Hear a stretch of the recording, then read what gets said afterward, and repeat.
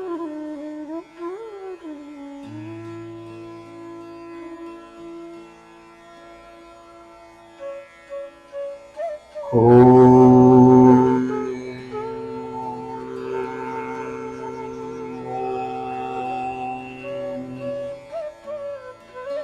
माँ, जय जय माँ। श्री जीवन सूत्र अध्यात्म सत्संग के 46वें दिवस के सत्र में आप सभी का स्वागत है। गीता ज्ञान भवन आगरा, जहाँ पर कई संतों ने, मनुष्यों ने आकर के गीता जी का चिंतन, गीता जी की चर्चा की है। आज हमें भी मानव जीवन की सफलता को सहज प्रदान करने वाले सूत्र के 45वें सत्र की चर्चा करने का अवसर प्राप्त हुआ है। अब तक श्रीमद् भगवद गीता के प्रथम अध्याय के 9 श्लोक पर हम लोग चर्चा कर चुके हैं। आइए आज 10वें श्लोक की तरफ बढ़ते हैं, जिसके माध्यम से हम स्वयं जान सके कि जीवन जीने का सूत्र क्या है, जीवन जीने का तरीका क्या है, जीवन जीने की पद्धति क्या है। इस प्रकार से प्राप्त नर्तन के साथ इस प्रकार का व्यवहार किया जाए, नर्तन को इस प्रकार से प्रेरित किया जाए, इसके द्वारा जो कार्य हो, साथ ही साथ अंतःकरण के विचारों को इस प्रकार सही दिशा की तरफ ले जाया जाए, जिससे मानव जीवन सफलता की श्रेष्ठ सीढ़ियां चढ़ सके और भगवत प्राप्ति कर सके। आइए इसी क्रम में प्रथम अध्याय के 10वें श्लोक पर विचार, चर्चा और आने वाले समय कर्म तीनों करते हैं। दुर्योधन गुरु द्रोणाचार्य जी के पास जाकर अपनी सेना के बल के बारे में विस्तार से बताने का प्रयत्न करता है। कुछ योद्धाओं का नाम भी लेता है। इस सबके पीछे हेतु है वो वस्तुतः गुरु द्रोणाचार्य को उत्साहित करना, अथवा तो गुरु द्रोणाचार्य को पांडवों के खिलाफ भड़काना, जिससे युद्ध कुछ ऐसा रूप ले और पांडवों पर विजय पाई कर सके।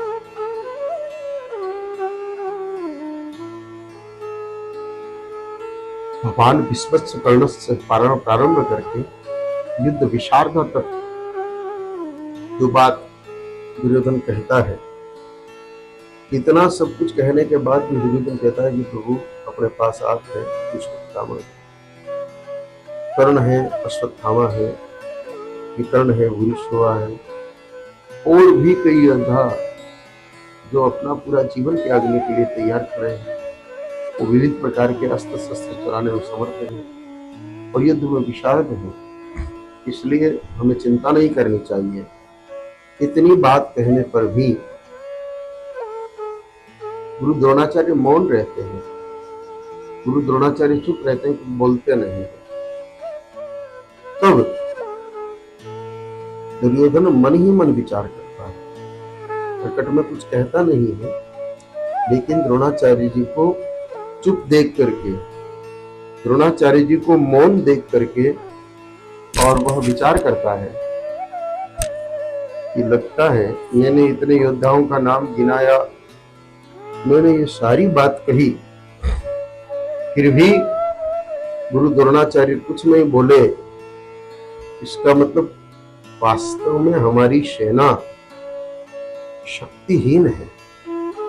जितनी शक्ति हमें युद्ध के लिए चाहिए उतनी शक्ति हमारी सेना के पास नहीं है।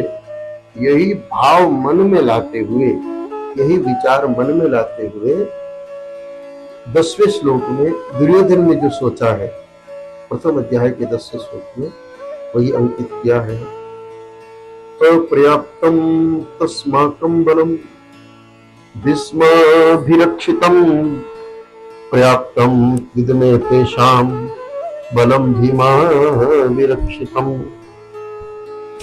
दुर्योधन को चुप देख करके, नहीं, द्रोणाचार्य जी को चुप देख करके दुर्योधन मन में विचार करता है कि हमारी अस्माकम,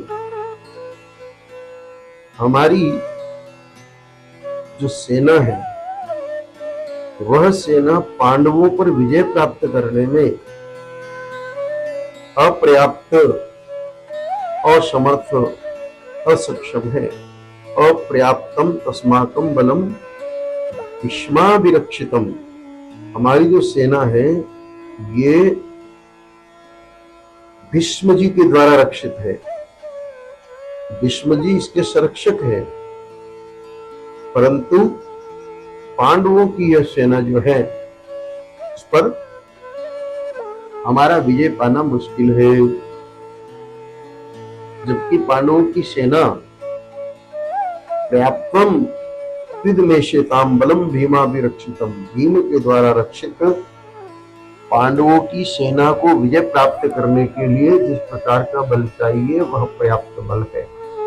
जबकि दुर्योधन के पास 4 अक्षौणी सेना ज्यादा थी, पांडवों से भी कौरवों की जो सेना थी वो 4 अक्षौणी अधिक थी। फिर भी दुर्योधन सोच रहा है कि पांडवों की जो सेना है वह तो विजय प्राप्त करने में समर्थ है, लेकिन मेरी सेना पांडवों पर विजय प्राप्त करने में समर्थ नहीं है। और इसमें साथ में क्या जोड़ा, पांडवों की सेना के साथ भीम को जोड़ा कि भीम के द्वारा सुरक्षित सेना के पास पर्याप्त बल है युद्ध प्राप्त करने के लिए। और इधर कहा कि भीष्म पितामह के द्वारा सुरक्षित सेना जो हमारी कौरवों की सेना है, भली 4 अक्षौणी ज्यादा है, फिर भी युद्ध में विजय प्राप्त करने के लिए ये जो बल है वह बल अपर्याप्त है। ऐसा क्यों सोचा? एक बड़ा प्रश्न। भाई जिसके पास 4 अक्षौणी सेना ज्यादा है उसको इस प्रकार का सोचने की आवश्यकता ही क्या पड़ी? वह तो सीधा ही सीधा ये सोचता है कि भाई मेरे पास 4 अक्षौणी सेना है, लेकिन उसको ये सोचने पर गुरुदेव ने मजबूर किया। गुरुदेव चुप रहे, तब उसको लगा कि हमारी सेना में लगता है पर्याप्त बल नहीं है। अब इस अपर्याप्त बल के पीछे कारण क्या है? भौतिक रूप से तो 4 अक्षौणी सेना अधिक है, लेकिन व्यवहारिक रूप से विजय प्राप्ति के लिए जो सबसे बड़ा धर्म रूपी बल चाहिए, जो सबसे बड़ा बल है वो धर्म ही है। वह धर्म दुर्योधन के पास नहीं। दुर्योधन के जीवन में अन्याय है, दुर्योधन के जीवन में छल है, दुर्योधन के जीवन में कपट है। छल, कपट, अन्याय इत्यादि के होने के कारण अधर्म है, और अधर्म जहां है वहां भय होता है, मृत्यु का भय, पराजय का भय। ये दोनों भय जो दुर्योधन के मन में है, इसी कारण दुर्योधन सोच रहा है कि मेरी सेना जीत सकती नहीं। हमें इस विषय पर विशेष विचार करने की आवश्यकता है कि जो युद्ध धर्म से जीता जा सकता है, तो फिर दुर्योधन ने अधर्म का आश्रय क्यों लिया? दुर्योधन को भी तो गुरु द्रोणाचार्य जी ने पढ़ाया, वो धर्म क्यों नहीं पढ़ पाया? उसने धर्म का आश्रय क्यों नहीं लिया? इसके कई कारण हैं, उसमें प्रधान कारण संगति। संगति के बिना धर्म जागृत नहीं हो सकता। पांडव अक्सर भगवान श्री कृष्ण की संगति करते हैं, परिणाम स्वरूप उनके हृदय में धर्म था। पूर्व भगवान श्री कृष्ण से प्रारंभ से ही दूरी बनाए के रखे। जब महाभारत के युद्ध का होना तय हो गया, जब युद्ध होगा ही, कोई रोक सकता नहीं, युद्ध निश्चित हो गया। जब युद्ध निश्चित हो गया तब सभी विशेष विशेष वीर पुरुषों की सेना इत्यादि की सहायता के लिए दोनों पक्ष प्रयास कर रहे थे। पांडव भी प्रयास कर रखे थे और कौरव भी प्रयास कर रहे थे। इसी प्रयास के तहत एक दिन कौरव और पांडव का प्रतिनिधित्व करते हुए कौरवों के प्रतिनिधि के रूप में अर्जुन और पांडवों के प्रतिनिधि के रूप में कौरवों के प्रतिनिधि के रूप में दुर्योधन और पांडवों के प्रतिनिधि के रूप में अर्जुन दोनों भगवान श्री कृष्ण जी के पास पहुंचे सहायता मांगने। तो श्री कृष्ण जी उस समय विश्राम लीला कर रहे थे, नेत्र बंद थे और शैया पर लेटे हुए। अर्जुन आया, उससे पहले दुर्योधन पहुंच चुका था। दुर्योधन आकर के सीधा श्री कृष्ण जी के सिरहाने रखे एक आसन पर बैठ गया। जब जगेंगे तब बात कर लेंगे। इतने में योगायोग से थोड़ी ही देर बाद अर्जुन भी पहुंच गया। अर्जुन सीधा भगवान श्री कृष्ण जी के चरण कमलों की तरफ बैठ गया और चरणों को निहारने लगा। निद्रा खुल न जाए इस कारण स्पर्श तो नहीं किया, लेकिन चरणों की तरफ बैठ के चरणों को निहारने लगा। इतने में भगवान श्री कृष्ण उठ गए। उठे तो उठते की नजर चरणों वालों की तरफ पड़ती है, सिर के पीछे कौन है ऐसा दिखता नहीं है, तो सीधी नजर पड़ी अर्जुन पर। आओ आओ अर्जुन, कब आए, कितनी देर हो गई, कैसे आए? अर्जुन कुछ बोले इससे पहले दुर्योधन बोल पड़ा। पीछे सिरहाने की तरफ खड़ा था, सिरहाने की तरफ,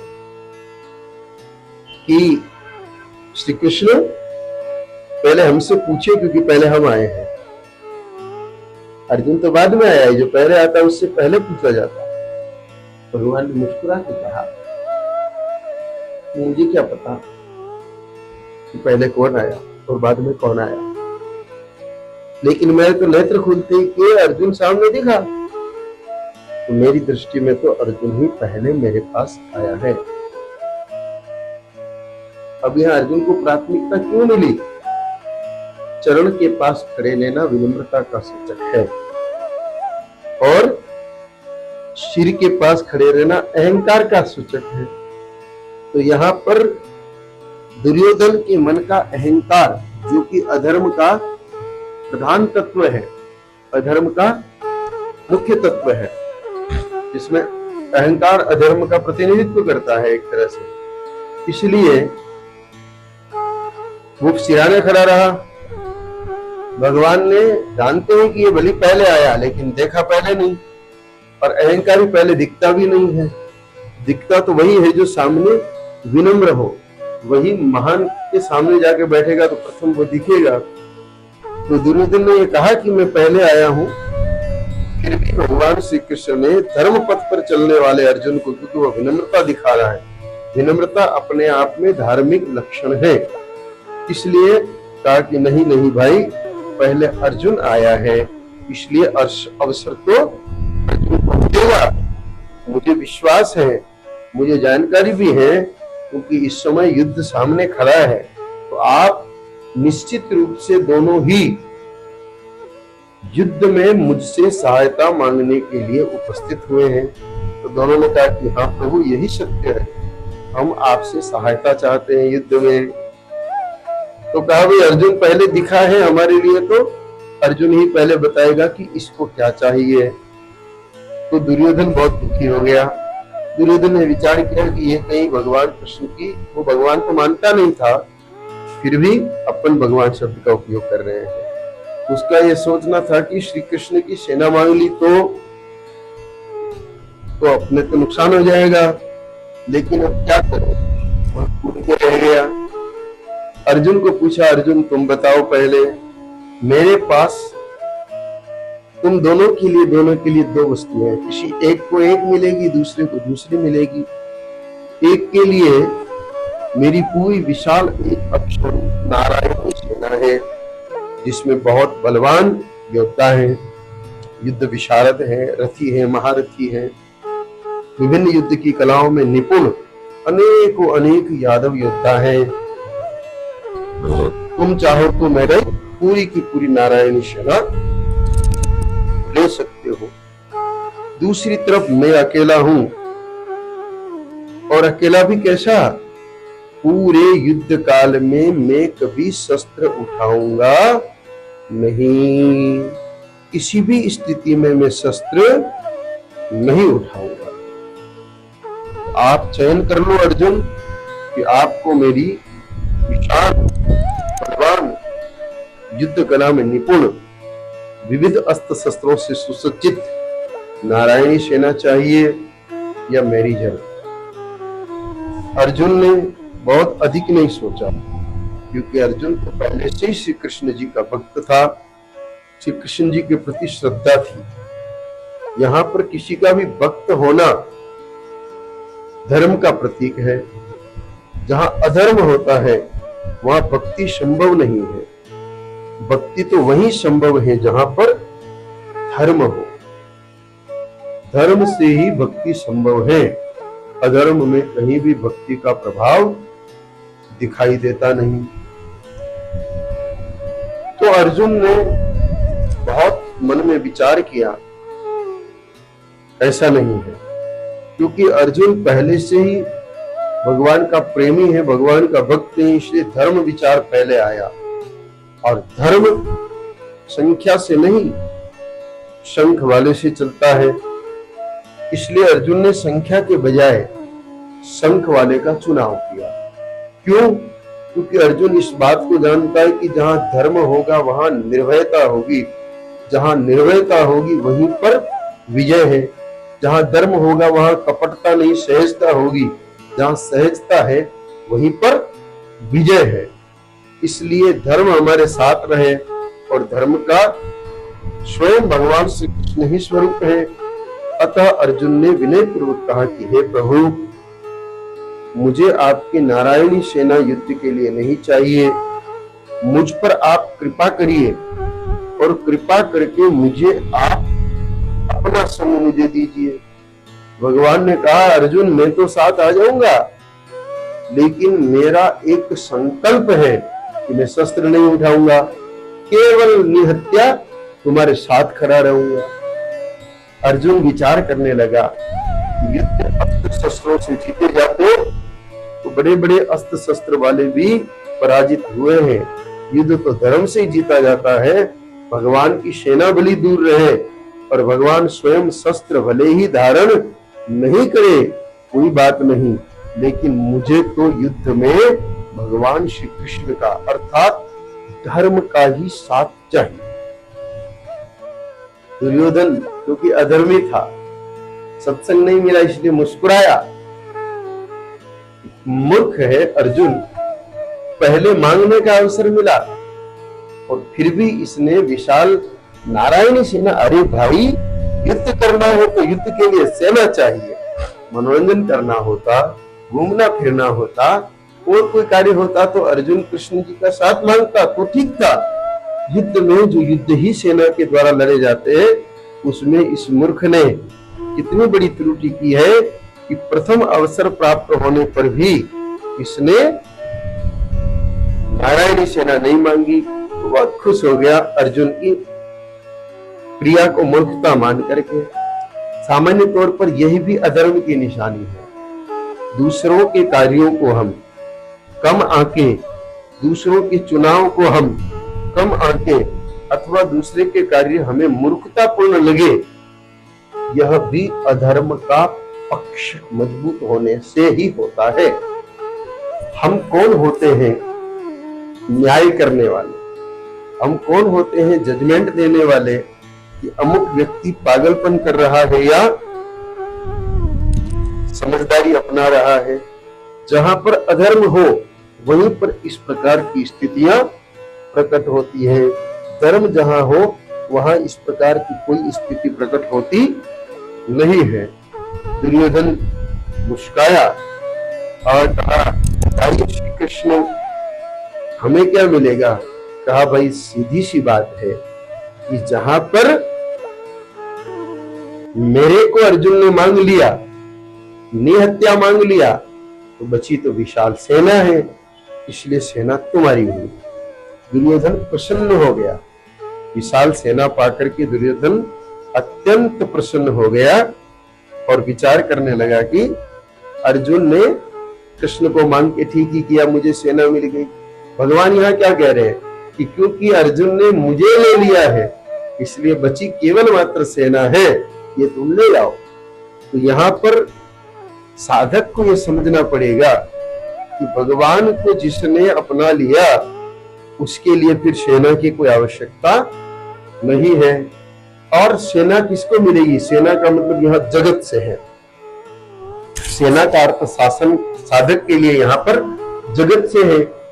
तो किसी को अगर सेना चाहिए यानी जगत चाहिए तो फिर उसको जगन्नाथ नहीं मिलेंगे, प्रभु नहीं मिलेंगे। क्योंकि अर्जुन अगर सेना मांग लेता तो अर्जुन को कृष्ण नहीं मिलते। उसी प्रकार हम भी अगर सेना यानी कि संसार मांग ले, संसार मांगने का अर्थ मेरा व्यापार बढ़िया चले, मेरा विवाह अच्छे घर में हो जाए, मेरे बच्चे बहुत अच्छे हो, मेरा खूब मान हो, मेरी खूब प्रतिष्ठा हो, दसों दिशाओं में मेरे नाम का डंका बजना चाहिए, जहां जाए वहां पर मेरी चर्चा होनी चाहिए। ये सब क्या है? ये सब जगत है, ये सब संसार है। उस श्री कृष्ण जी की एक अक्षौणी नारायणी सेना के समान ही ये सब है। चाह, ममता, आलिफशा, अधिकार इत्यादि की, ये सब असल में संसार है। तो ये जब भी हम मांगेंगे टूट जाएंगे, क्योंकि दुर्योधन ने इन सबको स्वीकार किया, इसलिए श्री कृष्ण उनके पास नहीं थे। और स्वाभाविक भी है, श्री कृष्ण वही जाएंगे जहां पहले से कुछ तो धर्म हो। श्री कृष्ण स्वयं धर्म है, लेकिन वो जाएंगे भी कहां? जहां पहले से ही धर्म हो।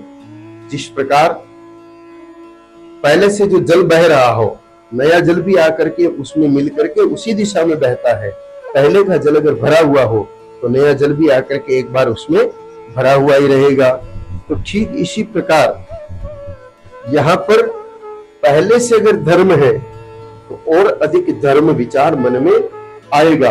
वह धर्म विचार ही मनुष्य में सात्विक बल देता है, और वह सात्विक बल ही मानव जीवन के दौरान संघर्षों से विजय भी दिलाता है, और जीवन पूर्णता के बाद जगन्नाथ से भी मिला देता है। तो साधक यहाँ सजग रहे, साधक यहाँ सावधान रहे।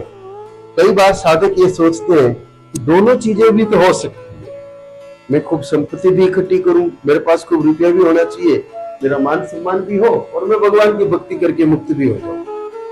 ये दोनों चीजें कभी एक साथ रह सकती नहीं। अपवाद स्वरूप कहीं कहीं प्रेरणा के लिए महापुरुषों ने अंकित कर दिया हो, ये एक अलग बात है कि अमुक राजा थे, जब तक राज्य किया खूब सुखी रहे, खूब संपन्न रहे, खूब धन दौलत प्राप्त हुआ, खूब युद्ध जीते, और मृत्यु के बाद उनकी मुक्ति हो गई। वो एक संकेत है किसी बात को समझने के लिए। लेकिन वास्तव में ये सत्य है कि अगर हमने हमारे जीवन में वैभव को प्राथमिकता दी, मान सम्मान को प्राथमिकता दी, संग्रह को प्राथमिकता दी कि हम धन इकट्ठा कर लें, बहुत सारा वैभव, गाड़ी, बंगला, प्लॉट, इतना सब कुछ होना चाहिए, और हमारा खूब खूब खूब मान हो, खूब खूब खूब सम्मान हो, तो समझ लीजिए कि ऐसी स्थिति में साधक अपनी साधन निधि को खो चुका है। वो अपने आप को कहलाएगा भले कि मैं साधक हूं, वही कहेगा कि मैं भगवान की भक्ति भी तो कर रहा हूं ये सब करते हुए, लेकिन असल में वो वास्तव में भगवान की तरफ जाने का रास्ता नहीं, बल्कि वो भी ब्रह्म मात्र है। उसको भक्ति का भी भ्रम रहेगा कि मैं भक्ति कर रहा हूं, उसको सेवा का भी भ्रम रहेगा। अगर उसने संसार की मांग की है, दुनिया की वस्तुओं की मांग की है, दुनिया की संपत्ति की मांग की है, तो समझ लीजिए कि वह भक्ति के भी भ्रम में ही है। उसको ये भ्रम बना रहेगा कि मैं भक्त हूं। सेवा क्षेत्र में भी यही चीज होगी। वह सेवा तो कर रहा होगा शरीर से, धन से, मुद्रा से, वस्तु से, लेकिन अगर उसकी रुचि संसार में है कि मेरे पास इतना ये, इतना ये, इतना ये, इतना ये, इतना ये सब इकट्ठा होना चाहिए, तो ये सब होने के बाद जो वास्तविक निष्काम सेवा, जो भगवान तक पहुंचाने वाली सेवा है, वह सेवा हो सकती नहीं। तो ये सब अधर्म के प्रभाव से हो रहा है, धर्म के प्रभाव से नहीं। तो साधक के लिए या तो धर्म को चुन ले या अधर्म को चुन ले। अधर्म को चुनना मतलब संसार को चुनना, धर्म को चुनना मतलब परमेश्वर को चुनना, परमात्मा को चुनना। तो ये जो चुनाव है, यह चुनाव अगर धर्म का चुनाव किया तो भय नहीं रहेगा। धर्म का चुनाव करने पर सबसे पहले भय जाता है, और अधर्म का चुनाव करने पर सबसे पहले भय आता है, क्योंकि दुर्योधन ने संपूर्ण जीवन अधर्म से जुड़े हुए कार्य ही किए।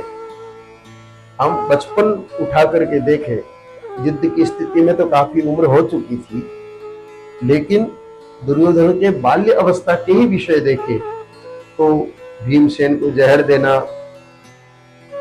अन्य कई ऐसे प्रसंग आते हैं जिससे प्रतीत होता है कि दुर्योधन के मन में प्रारंभ से ही द्वेष था, प्रारंभ से ही आलिप्सा थी, प्रारंभ से ही विभिन्न प्रकार की इच्छाएं थी। उसी के परिणाम स्वरूप उसने जीवन को अधर्ममय किया, फिर अक्षोणी सेना मांग के संसार मांग लिया। परिणाम स्वरूप उनसे प्रभु दूर हुए, क्योंकि ये सब जब आते हैं तो निर्भयता जाती है। क्योंकि जब संसार होगा, आज अगर मोबाइल यहाँ रखा ही नहीं है तो इसको चोरी होने का क्या भय है? गले में स्वर्ण की चेन नहीं है तो चोरी होने का क्या भय है? 10-20 प्लॉट नहीं है तो कब्जा कौन करेगा? कब्जे करने का भय है ही नहीं। तो इस प्रकार संसार का संग्रह भय पैदा करता है और संसार से दूरी यानी कि भगवान की सामीप्यता निर्भयता पैदा करती है। दुर्योधन के मन में यही भयंकर भय है कि पांडवों की सेना भले वो छोटी है, लेकिन भीम के द्वारा संरक्षित यह सेना निश्चित रूप से युद्ध पर विजय प्राप्त कर सकती है। सुरक्षित मान लिया। भीष्म के द्वारा जो रक्षित सेना है वो सुरक्षित नहीं है, वो विजय प्राप्त नहीं कर सकती, और भीम के द्वारा सुरक्षित सेना विजय प्राप्त कर सकती है, क्योंकि उधर कृष्ण आ गए, धर्म आ गया तो निर्भयता आ गई, अधर्म है तो भय है। दुर्योधन के मन में भय होने के कारण ही वो गुरुदेव के सामने बार बार ये सारी बातें कर रहा है। ये सारी बातें साधक भी समझे, साधक इस विषय पर गहराई पूर्वक विचार करे कि मुझे संसार और श्रीमान यानी कि भगवान दोनों एक साथ मिलेंगे नहीं। संसार में रहना है, संसार की सामान्य आवश्यकताओं के अनुसार जीवन जीना है, उस जीवन की कोई मनाही नहीं है। भोजन करना है, स्नान करना है, व्यवहार निभाना है, व्रती चलानी है, लेकिन उस सब में डूबना नहीं है और उसी के पीछे भागना नहीं है। तो हम निर्भय होकर के और भगवान के द्वारा सुरक्षित होकर के भगवान को ही प्राप्त हो सकते, प्रभु को प्राप्त हो सकते हैं। निर्भयता के लिए जीवन में सबसे बड़ा साधन धर्म ही है। धर्म जिसके जीवन में आ गया, पहाड़ जितना बड़ा संकट, कभी उसको डर नहीं लगेगा, किसी भी स्थिति में डर नहीं लगेगा। धर्म जिस व्यक्ति के जीवन में बैठ गया उसको कभी डर लगेगा ही नहीं। तो यहाँ पर धर्म के दो अर्थ हो सकते हैं। एक धर्म का अर्थ श्री कृष्ण, उनकी तो हो गई भक्ति। एक धर्म का अर्थ है वृष यानी नंदी, उनकी हो गई सेवा। तो निष्काम सेवा नंदी की करें और सकाम सगुण भगवान श्री कृष्ण की भक्ति करें। और ये दोनों जब मिलेंगे, दोनों धर्म है, नंदी को धर्म कहा है इसलिए नंदी सेवा गो सेवा हो गई, इधर कृष्ण जी को धर्म कहा है इसलिए उनकी भक्ति हो गई। ये दोनों प्रकार के धर्म जब मिलेंगे तो ज्ञान अपने आप प्रकट होकर के हमें परमात्मा तक पहुंचा देगा, इसमें कोई संदेह नहीं है। तो आज का समय तो पूर्ण हुआ, इसलिए आज की वार्ता को तो यहीं पर विराम देते हैं। जय मां, जय जय मां। ओम।